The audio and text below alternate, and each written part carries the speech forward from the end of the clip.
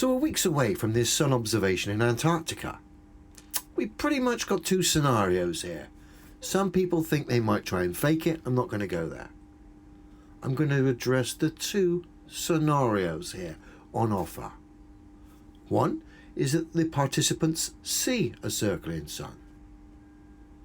The second scenario is the sun sets. Now, should the sun set in Antarctica? Great, and very interesting observation.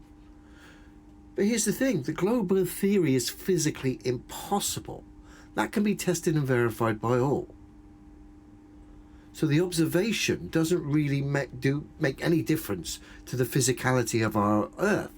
Doesn't.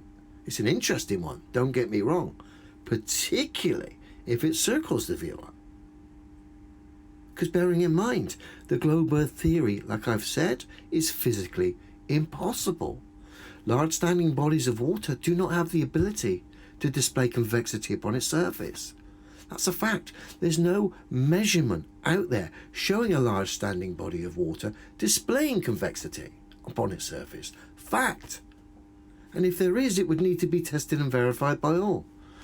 Clearly, there isn't. It's the same with tower cranes. They don't have the ability to entertain the speeds that globe Earth theory suggests it's doing. There's no demonstrations, no physical demonstrations out there to back the globe claims regarding tower cranes. In fact, every physical demonstration out there proves the globe Earth theory, strangely enough, is impossible. The behaviour of large standing bodies of water, tower cranes and pendulums, and of course the claim is space is a vacuum and the Earth is an air pressure system rock without any kind of solid separation.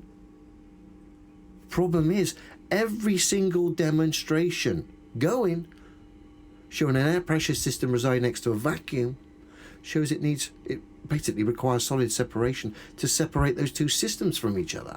Fact. That's the physicality of our reality, and which proves the globe Earth theory is impossible. That's not up for debate. People can say things, but they cannot refute what can be tested and verified by all. It's just a fact. So should the sun set in Antarctica, it means nothing to me, changes nothing about the physicality or the stance in which I've stood by for the last 10 years. I'm a demonstrable realist. Now, should the sun circle the viewer in Antarctica? Now we get into the realms of fascinating times. Of course, globe fantasists will run away claiming a victory because they've defeated a concept through their observation. You cannot take these people seriously at this point in time because they refuse physical reality, and when you highlight they have no physics, they say you don't understand physics, despite the fact someone like me stands by physical demonstrations that can be tested and verified by all. So you cannot take those people too seriously. To make this observation a bit more scientific and give it a bit more clout, should that sun circle the viewer, they should have in place a backup plan to follow that sun and see where it goes and see where they come out.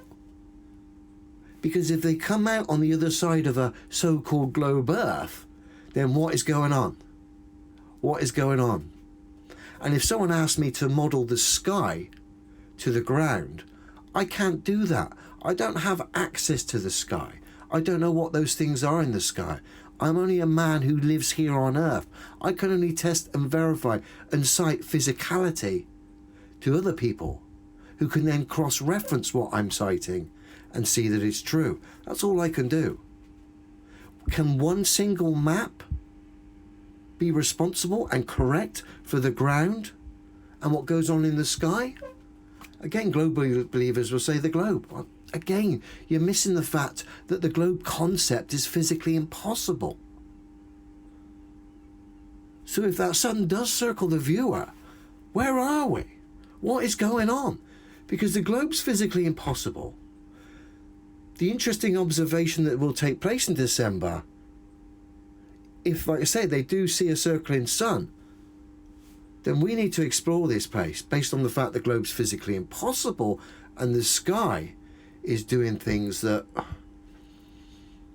can't be accounted for unless we have exploration. And you have to follow that sun. You have to follow that sun and see where it comes out. That way the observation has more clout.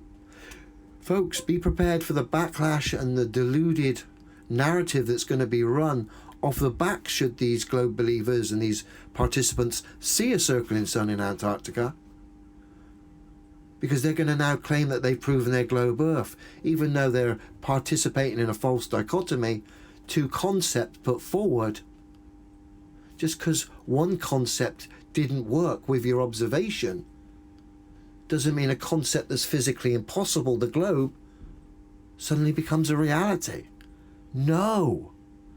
We've got to explore this place, and we've got to stand together here. The problem is the psychology at play is holding the globe believers back, so much so that they act unfortunately like dishonest trolls. Even the genuine people out there. I've had genuine globe believers try and slander me based on their misunderstandings on how a tower crane works, essentially doing the job of what a government agent would do, just based on their emotions and the psychology at play regarding this subject. Of course, all put there by the education system and modern culture.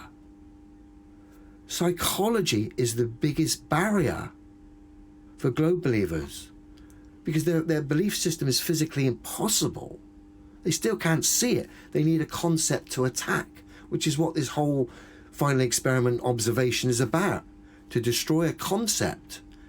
And in doing so, in the eyes of the naive and the gullible, they've proven a physically impossible concept. Crazy times, I'll tell you. Like I said, follow that sun in an aeroplane, or fly over Antarctica.